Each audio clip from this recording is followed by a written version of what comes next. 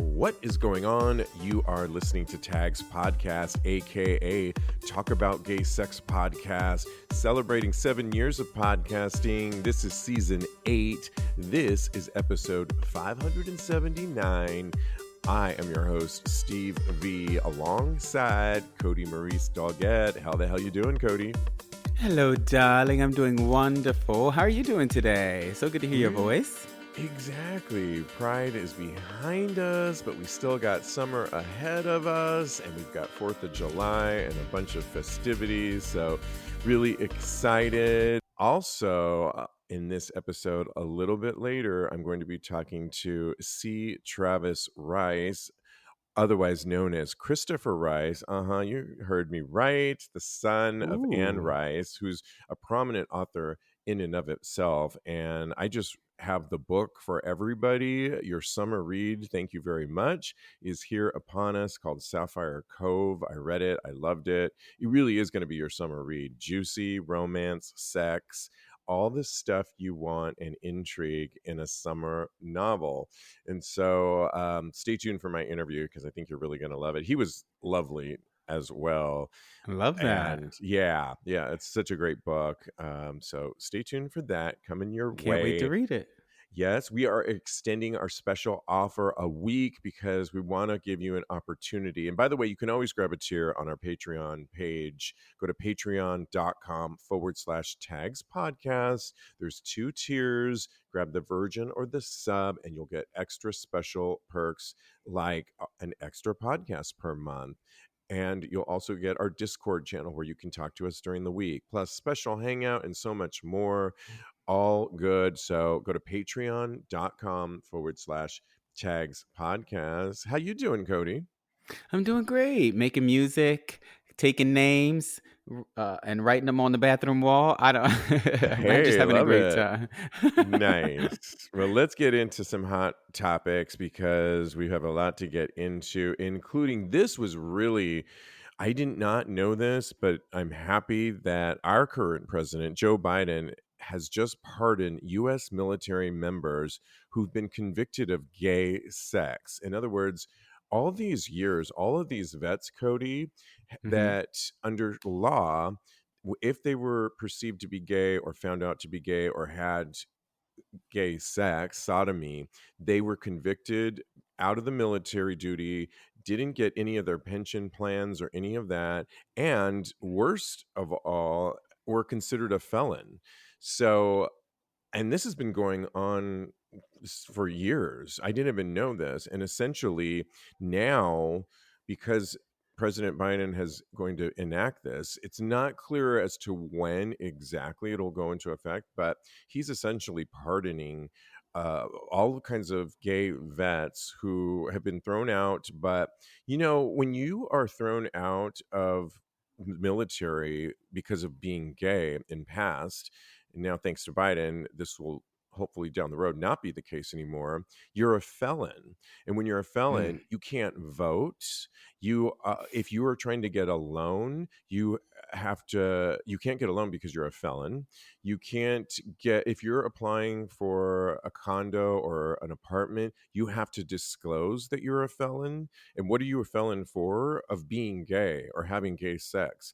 And by President Biden pardoning, now it's to it still remains to be seen when this will go into effect, but he's at least laying the ground floor, and hopefully soon many of these people that have been convicted for just being gay will now be able to prove that they were out of, not getting their pension and reapply, and hopefully it will get taken back into effect. But did you know this at all? I used to live in Norfolk, Virginia, which has a military base on it. I think it's a naval base. And I know quite a few sailors intimately. Wow, I bet you do.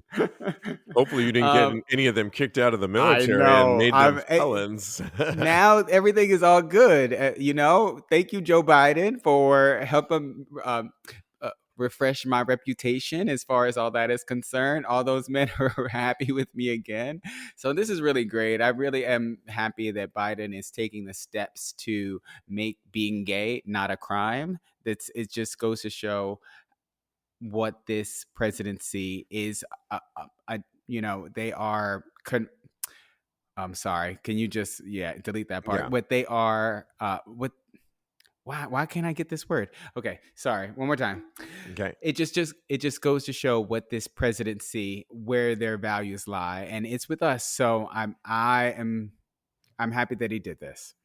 Me too. And, it's way overdue, I think. And, one could argue why now? Maybe it's an election year. He's trying to ensure because many of our LGBTQ rights are being threatened. We talk about it all the time. And we'll talk about it a little bit later in this show as well regarding PrEP. But regardless, it's long overdue. And my goodness, it's something to celebrate for our vets, our gay vets. And thank goodness for that. Moving on, there is an out gay volleyball player who's semi-pro, Ian Bitko, and just 7 years ago was devastated when he learned he was HIV, learned he was diagnosed. And he said, I feel like in many ways, the day I was diagnosed is when I began living. And it's a great article of this guy who, like I said, 7 years ago went in and he tells the story of, we all know that back in the day when you used to have to wait 2 weeks to get your diagnoses, whether you're not. And he saw a piece of paper being slid over to him. And what did it say on it? Gonorrhea. So, in other words, he had gonorrhea. And he thought, oh, thank goodness. He was actually feeling a little bit under the weather as well. Well, the person that handed the piece of paper had another slip of paper that was pink and then gave it to them, to Ian, which said he was positive. And he Mm.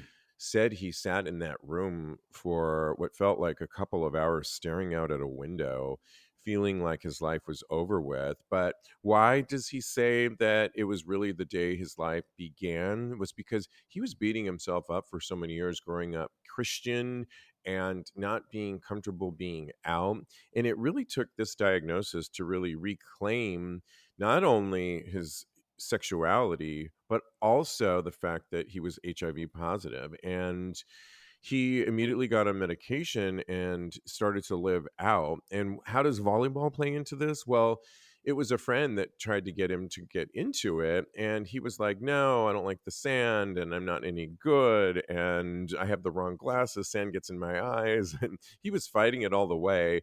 Lo and behold, later he really had a turn and now it saved his life. And now he does social work, getting grants for a particular organization. But when he's not, he's semi pro and gets paid as well to play volleyball around the Oh. country, which is really exciting. And what does he want people to know? Because I think this is where the messaging I think is really good. And he's speaking directly to the gay community.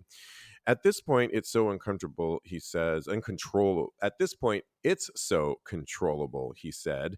Medications, free medications that prevent HIV transmission, like PrEP and PEP, are widely available for people that are HIV negative. And additionally, there is a life saving medication available for people living with HIV that will not only suppress the virus enough for you to live a healthy and normal life, but will also prevent you from transmitting HIV to others. And while we are short of cure, science is literally attacking this virus from both ends. What does he want to fight? Well, it's stigma, because he says stigma is the most ominous barrier to progress. Progress from people enrolling in services and progress in families accepting their loved ones.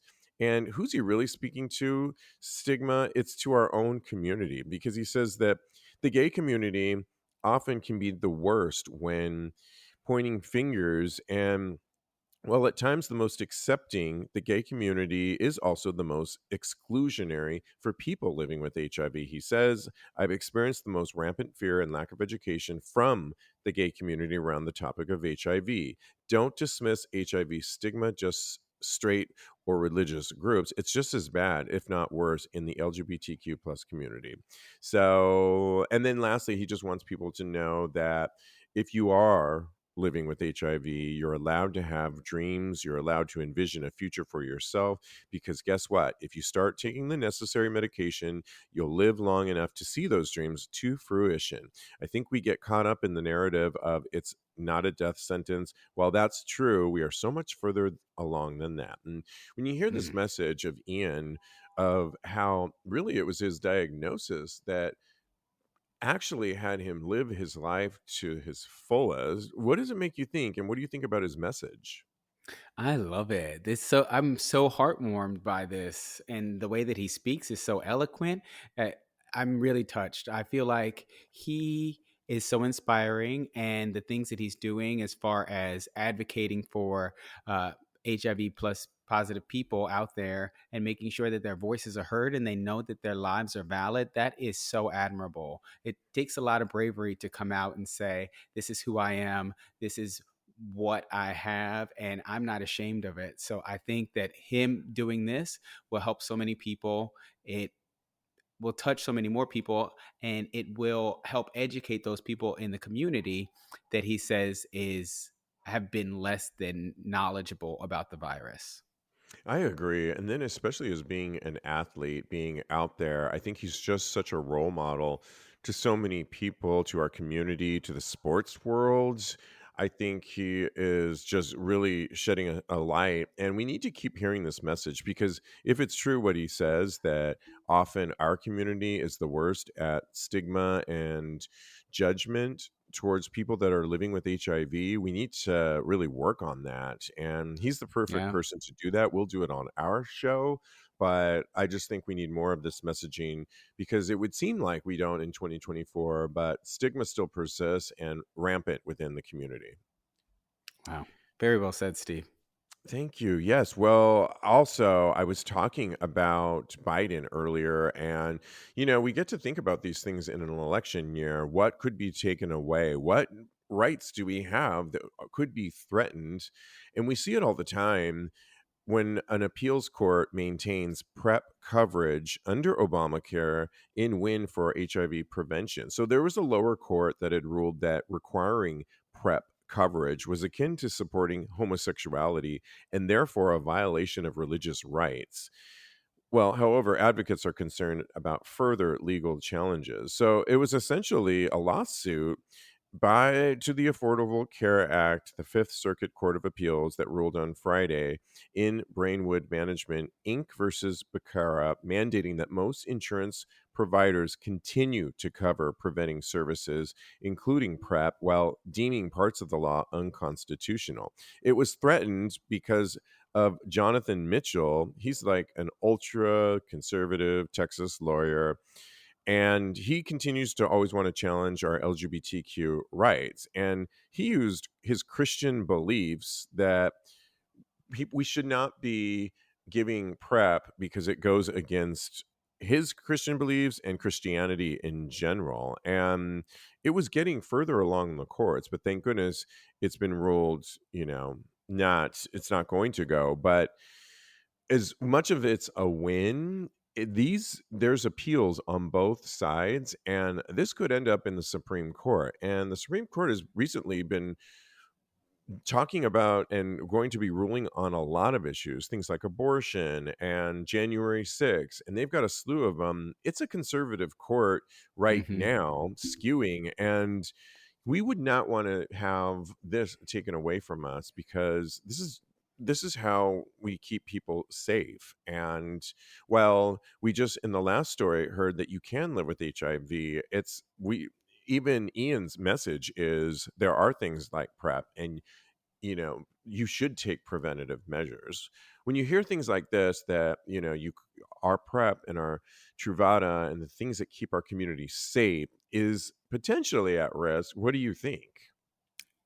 I am dumbfounded. I cannot understand how somebody could take their religion and contradict what science says. It's just ridiculous to me because I fully believe in the separation of church and state, and this is we're being led by where they're attempting to lead us, I should say, instead of they're leading us. The conservative Christians are attempting to lead this country, and they are completely ignoring public health, public safety, anything that is within reason in my mind.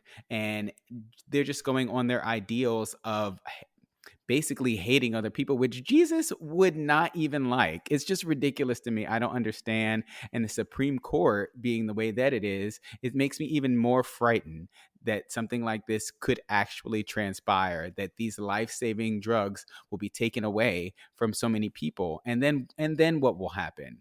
The HIV will be rampant, gonorrhea, and Insurance rates will go up. I know it's They just won't be happy about that. it's just It so backwards to me.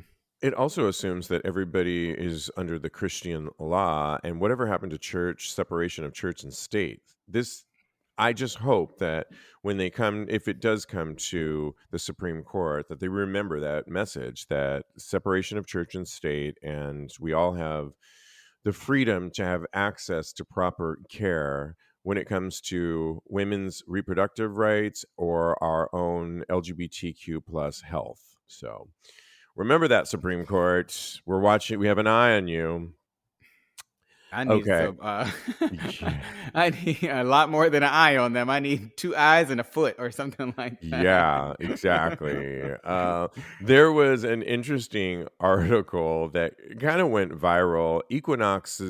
The gym Equinox's prices just went viral for a very gay reason. What am I talking about? Well, many of you guys know that Equinox is, notoriously an expensive gym.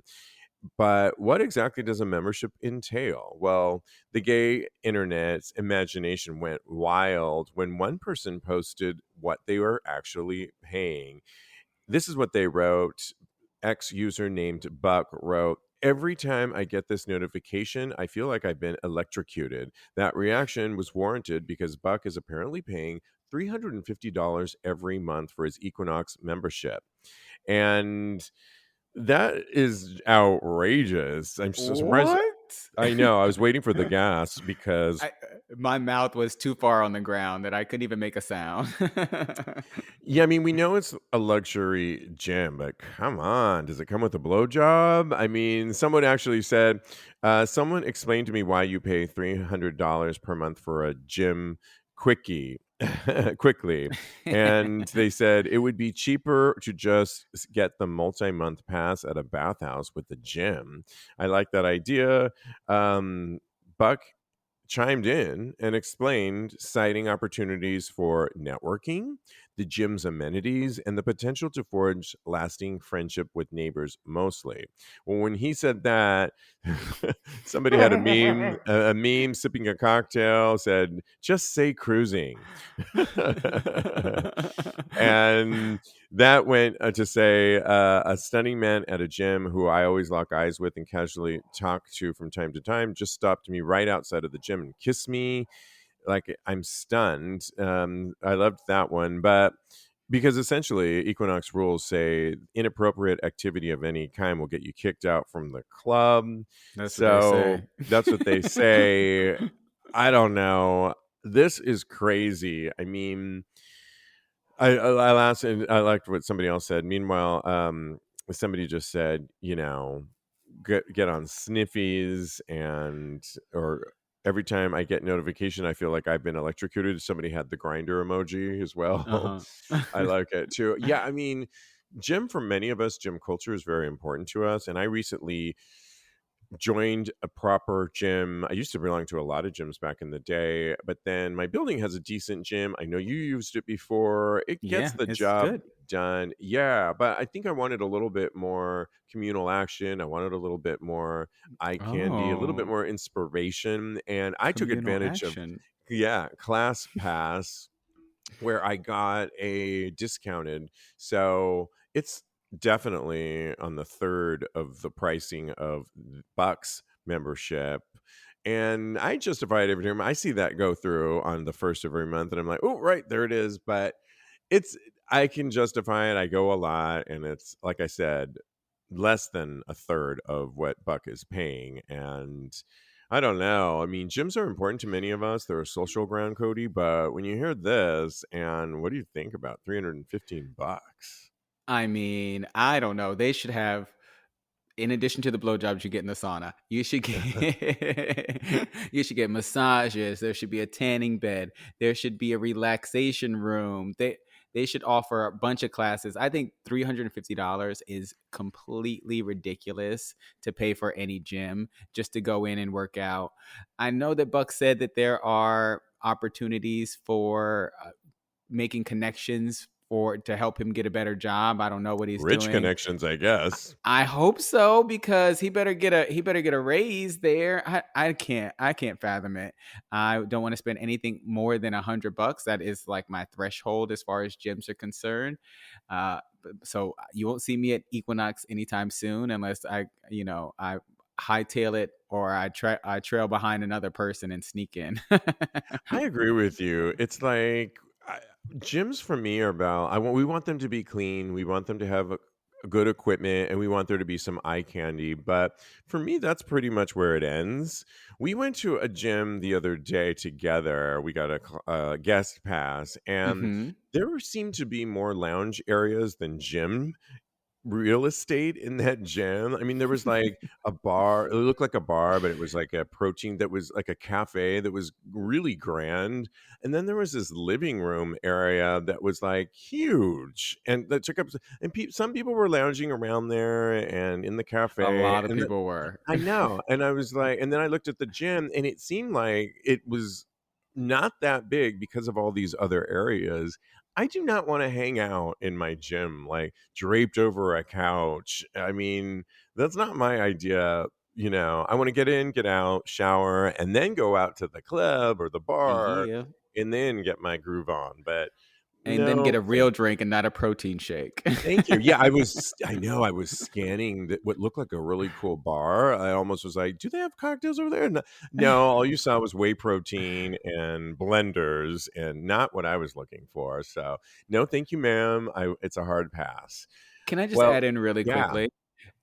There is eye candy at the $30 gym that I was going to Oh, in honey, Kansas. yeah, right. You can find it anywhere. So if you're going for eye candy, you can find it in a lot of different places. The gym I go to now, I see models in there, and it's not very expensive at all.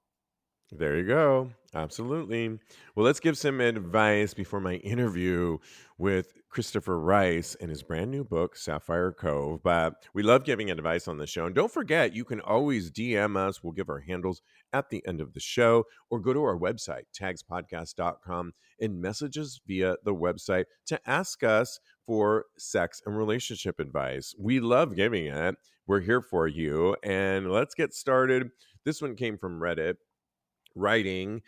Curious Avocadas writes, how to date more than one guy at a time. I've never had this predicament before, but it would appear I have two guys who are interested in me at the same time. I'm single at the moment and I'm interested in both guys, so I'd like to meet them separately and see how it goes. Oh, you don't want to do a double date with both these guys? I can't even imagine I when. know. I like how that was pointed out.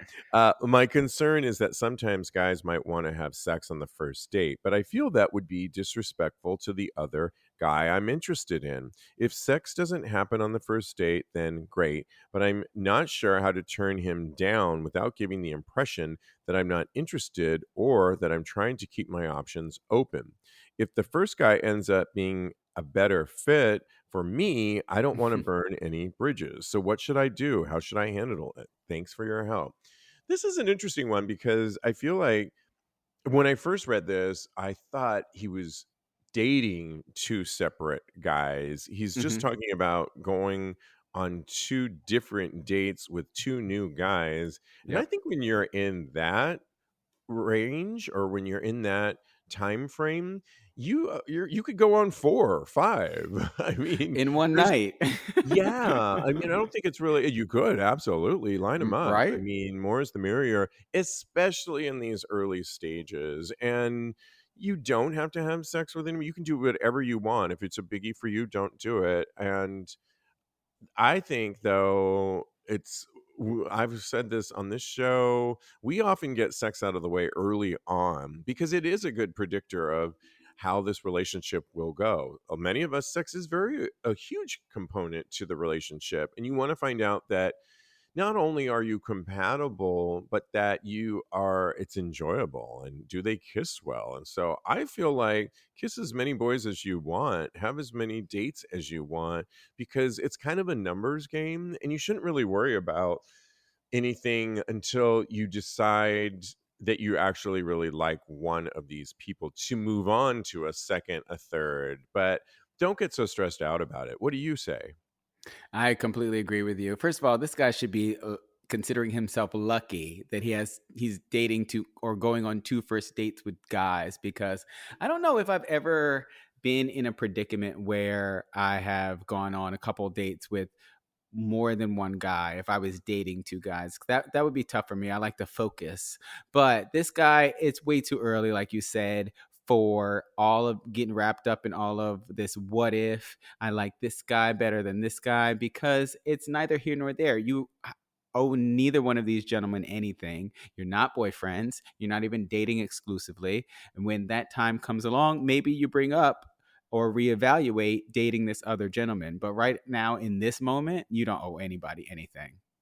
I totally 100% agree with you. And it does remind me last year there was two different guys, one that turned out ultimately to be my boyfriend, but we were really slow in the early days when we met. And then you and I went to the Vacaya, Mexico resort, which, by the Hmm. way, there's links on our website for Vacaya vacations, which if you want to check out, go to TAGSPodcast.com and click on one of those. They got some great upcoming trips. But we were on one and I met a guy there too. And ended up carrying on with him as well when I was dating the guy from New York. And I kind of kept that going back and forth for a little bit of time because both guys were very special to me. Hmm. And I didn't find much of it. It was getting a little bit complicated, but not so much so because one did live out of the country actually. And so I didn't see him as much. But we were carrying on via messaging and I was seeing the one in New York periodically. And it just got to a point where one became a little bit more important to me, which, like I said, ultimately became my boyfriend, which is exciting. But you could even do that for a while too. You could date a couple people. I know that's not easy for a lot of people. And maybe had they both been in the same city, it would have been a little bit more challenging. Like, wait, Hmm. what do you mean you're not free on Thursday? It's like, well, I'm not free. But oh, yeah. I can't explain why. Just I not free. know, exactly. I mean, I had the benefit of one being out of the country and the other one really busy with what he does for work. So it just kind of worked out. And in the end, it really worked out. So, yeah. Yeah, I don't have the attention span for that. I'm like, okay, no, who is who? You're which one now? You're Michael. Okay, hi Michael. No, I Yeah, can't I do it. mean, it's just everyone, and like you said, you also have to factor that in, like your own personality and what's right for you in the end, too. And like for you, you're focused on one. For me, I wasn't even looking for something. I mean, I was really content, and these just kind of came about. So I took things like lighter and slower with both Hmm. just because I was like, I mean, I'm not going to go from 0 to 100 after not having dated somebody in years. So my method was slow and let both of these gentlemen have a chance for a moment. But one ultimately became the victor. He's stuck That's with me. right. Stay tuned for my interview with Christopher Rice with his brand new book, Sapphire Dawn, Your New Summer Read. Thanks, Kodi. Thanks, Steve. Well, I couldn't be more excited to talk to my summer read. I'm talking to Christopher Rice, or C. Travis Rice. We'll get into that in a second. Happy Pride, Christopher. Absolutely. Happy Pride to you too. I'm very happy to be here. Awesome. Well, we'll get into your book, but just to introduce you, Christopher Rice is the recipient of the Lambda Literary Award and is the Amazon charts and New York Times bestseller author of A Density of Souls, Bone Music, Blood Echo, and Blood Victory in the Burning Girl series, and Bram Stoker Award finalist, The Heavens Rise and the Vines. You are an executive producer for TV, penned 2 novels with your mother, none other than Anne Rice, which is really exciting. And you also have a podcast series, which I want to talk about a little bit later. But welcome to Tag's podcast. Thank you. Absolutely. Well, you, like I said, have the summer read that we all need to read, and I'm talking about Sapphire Dawn. Right. It's such a great read because I was in Portugal last week where I started it, and I ended it last night on my flight from New York to San Francisco, where I'm currently at, and I feverishly got through this and loved every page of it. Oh, wonderful. Thank you. Yes, exactly. And just to give everybody a little bit of context, I didn't realize until a little bit later that it's a series. Although you can read this book on its own, it's part of Yes. a series, and this is the 4th installment. And the Yeah. other ones are Sapphire Sunset, Sapphire Spring, Sapphire Storm, and this, of course, Sapphire Dawn. I can't now wait to go read the other series to go backwards, but just to give a little bit, and then I want to hear the premise. Essentially, it's a huge wedding that's happening on Sapphire Cove, which is in Orange County, California, and the wedding is of Logan and Connor. And Connor runs the hotel Sapphire Cove. Logan runs security, correct? Right. Yes. Head of Director of security. security. Yeah. And the main characters at hand who you end up falling in love with are Richard Merriweather, who's the highfalutin, fancy pants wedding planner of the century, who meets up with Donnie Bascombe, who is running an adult or porn studio. And they are unlikely characters that fall in love, and a lot other ensues, including a huge backstory. Can you talk to me, though, a little bit about these two characters and how they're so unlikely characters and their backstories are so layered? So Richard is new to the series. He's not shown up in any of the books before, but Donnie has been a mainstay right along. And Donnie in the first book is the sort of outspoken, outrageous, totally shameless, proud sex worker who runs his own porn studio. And he's always been Logan's best friend. And so when it came time to finally get Logan and Connor are the couple from the first book. And so when it came time to get them married, I was thinking, well, actually, what I was thinking first was, how am I ever going to tell Donnie's love story? Like, who is the right partner for this guy? Because I wasn't going to have somebody who makes him compromise his career or his personal values around sex. I'm not going to have anybody water Donnie down just to get him married, because that's not Donnie. Right. So I was agonizing over, like, does this book happen in this world? Does Donnie's story happen here, or is it a spinoff? Do I need to go down to San Diego and sort of dive into his porn world down there, his professional life? And my best friend, Eric Shaw Quinn, who I do a podcast with over at thedinnerpartyshow.com, he said, oh, no, you just have Donnie be the best man for the wedding, and he has to work with some totally pretentious wedding. Like, he just came up with the whole concept for me right there. And I was like, oh okay. I guess that's really easy for you. But it's part of the reason why we're best friends. Eric is a wonderful kind of development and idea and concept guy, and he's also a great writer. So once I had that foundation to stand on, it was like, okay, I have Donnie's book. And for the first, it is the most rom-commy in the series, right? The books they have a kind of Bridgerton structure to them. I use that example because people are really familiar with it, but it's been in use in romance novels since the 80s, really, which is, the books in the series are not really like serialized in that sense of, there's a cliffhanger at the end of one and you got to read two to figure it out. It's not like that. Every story is focused on a different couple, and it tells their story almost like a standalone. So you really can jump on at any point in this series. And I do that in part because I'm a terrible series reader. Like, I can't remember what I read 2 months ago. So like, I'm not going to be able, I'm never going to expect readers to have an encyclopedic knowledge of the book they read before. So, but Donnie has been popping up right along. And one of the interesting things is that I knew he's always been called Sex Monster, and he's been this total horn dog. But I looked at the scenes in which I had written him in previous books, and I was like, he's a really good friend. Like he's Right. always got really good advice because his advice is always about be authentic, embrace your true self, but don't be stupid. It's Right. basically, and he's very from the hip about all of it. Yeah, I mean, like I said, their backgrounds are really what are at the core of this. You dive deep into their backgrounds. One Hmm. of them, Richard, comes basically a silver spoon in his mouth, money, and Yeah. is now this highfalutin wedding planner. Donnie, on the other hand, didn't have a great childhood. I think his father, Hmm. left him. He was really didn't have the greatest childhood, like I said, and got into porn, but has turned it around and now is heading up his own porn studio. Right. What is it about unlikely characters that we love so much? I mean, there's a reference in your book to the movie that came out, I think it was late last year, Red, White, and Royal Mhm. Blue. The Right. idea when you pit two characters, I mean, it's an age-old story, but why do we love that so much?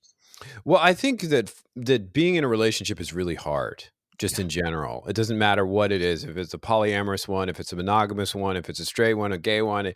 It's really hard to be with somebody and not lose your shit. Pardon my language.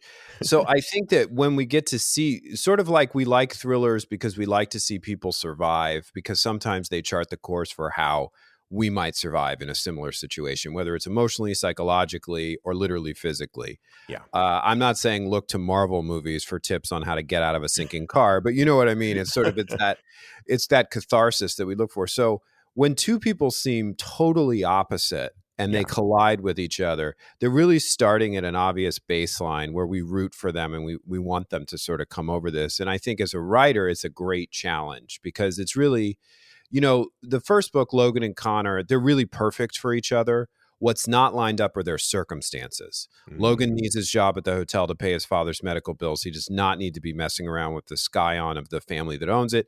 They can't be together for those reasons, but chemically in the bedroom, they're perfect. They're perfectly matched. So this was different. These are two people where you think from the outset, oh, they couldn't be more different. But Richard is going through this experience of having married the man who looked perfect on paper, hedge fund manager, multimillionaire, socially connected, total bastard, like yeah. just slept with all their friends behind his back.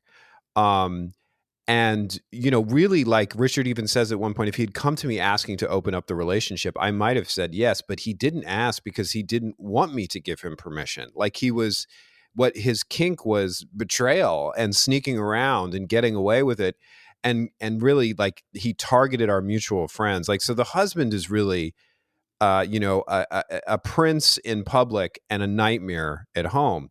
So he's in this place in his life where even though his profession is all about elegance and class and how things look, he's dealing with the fact that someone's behavior is what defines them. Someone's choices are what define them, Yeah, I think one of the things I love about what we tackle on this show a lot is the idea of monogamy, open relationships, and like you just stated, Richard does say at one point, maybe if he had just told me, my ex-husband had just told me that, I would have Mhm. been open to this, but it's the lying. I mean, I'm in a new relationship myself too, and Mhm.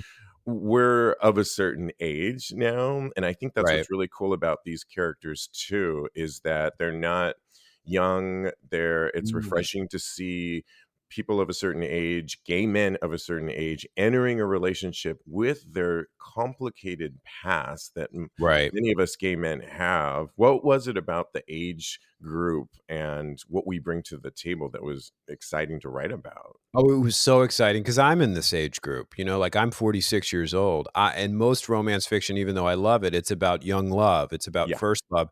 And it's about a generation that doesn't necessarily have the baggage and the scars that I have. And I think, Donnie's a very extreme example, but Donnie was part of an epidemic of runaways that and queer kids who were thrown out of their homes that continues up until this day. His father basically threw him out when he found him making out with another boy, and his options in either the late 90s or the early 2000s, I guess, based on how old he is, are fewer than what they are now. They're still not great. Nobody should be thrown out of their home for right. being queer. It's horrible.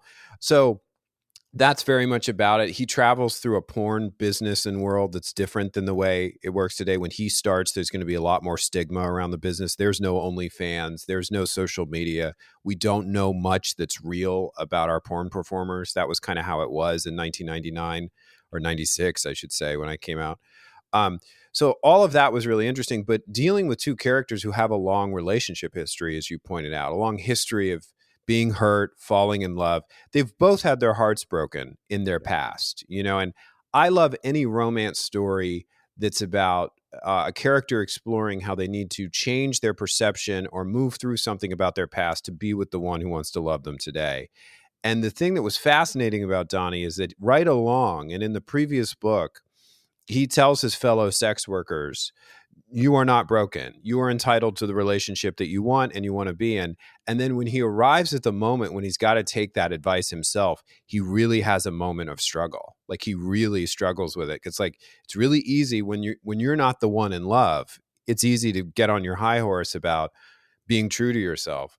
So all of that was really, really rich and fascinating. And I liked the conversations they had. The thing that Donnie says to Richard early on when they're having their sort of sparring is Richard says to him, do you even believe in cheating? Like, is that even a thing in your world? And he says, cheating is what a couple decides it is. And I think that's really key. That's fundamental. You know what I mean? It's not about the number of parties. If you're not lying to your partner, then it's not cheating. You know what I mean? Exactly. I love that. Yeah. Something that a recent guest said on our show is rather than rules in a relationship, we have negotiations, because Mm-hmm. negotiations can always be, but you got to be truthful to have these Right. things.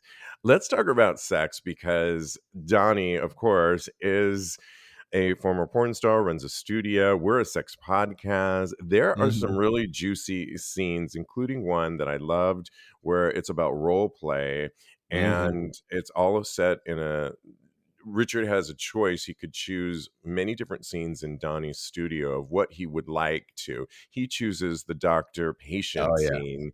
It Yeah. is, I was reading it on the plane and getting a little verklempt myself and getting a little hot and bothered. Excellent. And I was like looking around, can anyone see me? It's like, no, of course they can't see what I'm reading, but I felt that warmness growing and Yeah. for sure. What's it like writing sex scenes like this? Because you really go there. And are they the same or similar in the first 3 books? Well, the heat level, the explicitness is the same across all the books. I think there Nice. might be a few books where there are about 2 or 3 really intense open door, as they say, sex scenes in all the books. I love writing them. They're very hard to write. They're very hard to write and keep interesting. And you can write sex, this body Yeah. part went here, whatever, but to have them be about where the characters are in their relationship, like the thing that I loved about the role play scene is that it's basically, Richard has had his heart broken by his husband. So the scene that they set up together is that he's going into the doctor to see if he can really bottom and relax because he's not opening up for his husband. So they do this whole scene where, well, what you really need is this gorgeous doctor in the form of Donnie to make Right. sure you're. We all I mean, need it's that. just total. It's the kind of porn that I love. I love Yeah. stupid 80s, 90s porn where there was some forbidden setup. That's totally my jam. So, but it's about Richard owning his voice, asking for what he wanted. It's about Donnie trying to do a better job than the ex-husband did. So all these things that are in the sex scene are about where these characters are. But to do that and to keep it fun, so you don't just have people crying in the middle of sex and saying this was the greatest sex, like Correct. you want to show instead of tell, like you do in all good writing. But I think, the thing that you do end up writing the sex that you enjoy having, like you do.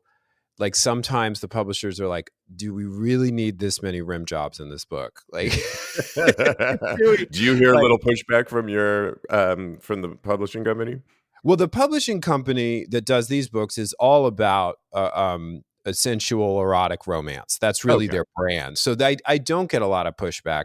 I think they have some questions, and I think one of the things, there's a kind of second wave happening on Book Talk. A lot of queer male book talkers are getting followings, and they've been really supportive of these books. But there's one guy, Carter Kalchek, who's really great, and he basically does reviews of how authentic the butt stuff is in a male or queer romance, right?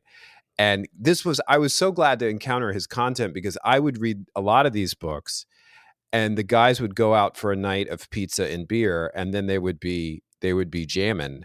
And I'm like, no, it's not going to happen. Thank you. Right. It's not going to happen. So yeah, it's I think you have a lot of great references on. At one point, Donnie's gonna make a fabulous dinner for Richard, and he's like, "But I'll cook after. We'll have sex first right, on his amazing boat." And so, yeah, totally. I mean, realistic things that we think about as gay men.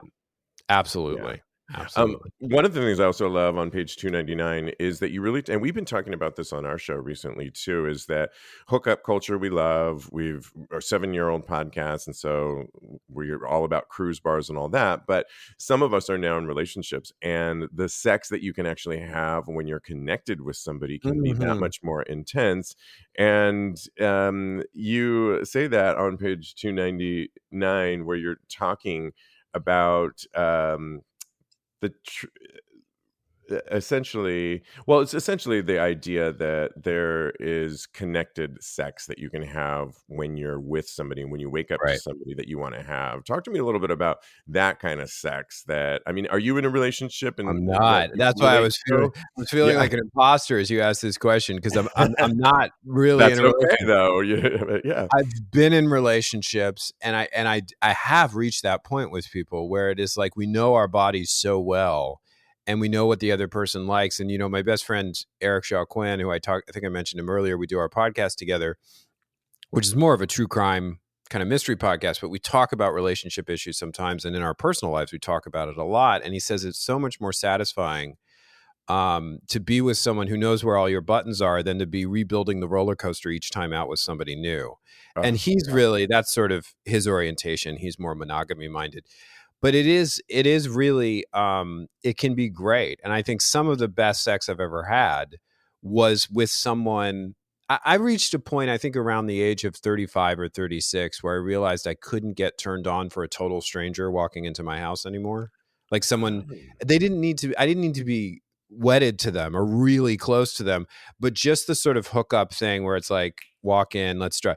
That wasn't working for me anymore. It had worked for a while, don't get me wrong. Yeah. But there was this shift that happened where I needed to be more familiar with them than that. And there needed to be a more sort of like, I don't know, some sort of introduction. Yeah, some kind of connection. And so, that helps you write a romance novel, because it's all about connection. We should mention, though, that there's an underbelly, which includes international take to this story that really makes this love story that much more layered. Both of them have complicated pasts, and it becomes almost a little bit of a thriller at one point, which is really good without giving away too much. Is this what we see in all your series of books, or is it specific to this one? I would say it's the recipe for the Sapphire Cove series. My other books outside that are not under the C. Travis Rice brand, they can be very dark, very violent, not romances, totally thrillers. These have, I think, just enough to feel like the season finale of an Aaron Spelling show from the 80s. Although I did have somebody say I should give myself more credit than that, because he was a bigger fan of the book than he was of those shows. But there is big drama. There is a soap operatic quality to a lot of this. Like, I like to say there's a glossy candy coating around the discussion of these issues that are about relationships and gay sex that are very important to me. But I like to all tie it in with a theme. And I think there's a big theme in this book, because there's so much exploration of sex work and the porn industry, which I wanted to be accurate and not puritanical. And I'm happy I'm getting high marks from my porn friends on the depictions. But the reality is that the shelf life for a performer is short. Right. It's a little bit longer than it used to be because of things like OnlyFans, which have allowed kind of individual monetization in that front. But there's, if you're not going to go behind the camera, it's not really a long-term career option for a lot of people. And so there has been a kind of storyline from the last book to this one about Donnie's past and his past love interests. And they were all sex workers. And it was about who adapted to the changes that were coming and who didn't. And so you have a character who didn't adapt well. And so I really love that exploration. And maybe it's just because I live in Southern California, where there's this sense that like after a certain age, everybody is invisible here, which is not entirely accurate. It's more of a feeling than anything else that a lot of us deal with. But that's always been a classic noir storyline in Los Angeles, right? The actress Right. who didn't make it, who turned to crime because she was past her prime, right? And now she's in the detective's office trying to blackmail something, I love So, it. yeah, I did no keeping that out of my books.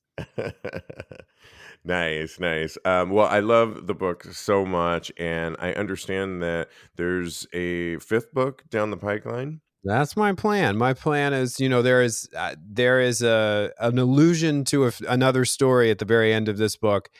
I had originally planned 3. When I got to 3, I said I have at least 2 more, and they're all about characters, right? Whose character do I want to tell a love story for? And there's one more character that really needs to get his story told in this universe, and then I think that might be the end for Sapphire Cove. Good. Well, I haven't read the first, so I'm going to go all the way back to 1, 2, and 3. And Excellent. yeah, it's so great. Really quickly, talk to me about, you mentioned it already, but you have the dinner party show with your friend Eric Shaw Quinn. Yes. And talk to me about that. And then you have another show as well, just your names, Christopher and Eric. Well, yeah, the dinner party show is really our network and our website. The podcast we're currently producing is called Christopher and Eric, and we have a series inside of it called Christopher and Eric's True Crime TV Club. And we were actually very involved in helping solve a murder, which has been amazing. And Wow. all those episodes are on our main page. It was the murder of Billy Newton in 1990, who was a porn performer who, the details are quite gruesome, and this is a sex podcast, but the whole story, we set up a tip line and we brought all this attention to it, and the LAPD got in touch with us because of our work on the case, and our work eventually made its way to a man named Clark Williams, who really put all the pieces together and identified the killer as currently being on death row in another state for a series of crimes. It's an amazing story, and all those episodes are up under the murder of Billy Newton on the homepage at thedinnerpartyshow.com. So that's great. The Sapphire Cove series has its own website at visitsapphire.cove.com. And then all my sort of multi-genre books are at christopherricebooks.com. Got it. I love it. Well, and then how can people follow you if they want to follow you besides that? Mostly I always forget I have to look at my phone. So I'm really active on Instagram and on Facebook. And I think on Instagram, I'm christopher.rice.writer. And Facebook, what am I on Facebook? I know Eric's nephew calls people who use Facebook geezers. Here I am struggling through my phone. So yeah, if you search for Christopher Rice, there's a blue check mark for me on Facebook. And then I'm over on TikTok trying to make something happen with the young people, and it doesn't always go so well. You could read excerpts because this book is so good. Thank you. C. Travis Rice, Christopher Rice. The book is called Sapphire Dawn. It is your summer read. I loved it so much. And you all need to read it. And I understand the audiobook should be coming out later this year. It should be coming out in a few days. We're just waiting for the approval process to complete on the website, and I narrated it, so I'm very proud of my work. I love it. Well, the book came out yesterday, June 25th. Get it, and happy reading. Thank you so much, and happy Pride, Christopher. So happy Pride to you. Thanks for having me. It was great. Aww. Oh my God. Well, this has been so great, Kodi. You can always follow my co-host, Kodi. He's a life coach. Follow him on Instagram at KMD Coaching. Follow his personal account at Mr. Maurice on the gram. And don't forget, he's got a brand new single out called Talk About It, wherever you get your music. And it's inspired by this show, Talk About Gay Sex. And you can follow me on the gram. I am _Steve V. Or go to my Twitter account at TAGSPodcast, where you get a preview of my Just for Fans and Only Fans shooting a new scene, a repeat actually, with a guy, Andrew, and looking forward to that. So more spicy content coming your way. Stay tuned for that. Don't forget, join our Patreon page at patreon.com/TAGSPodcast.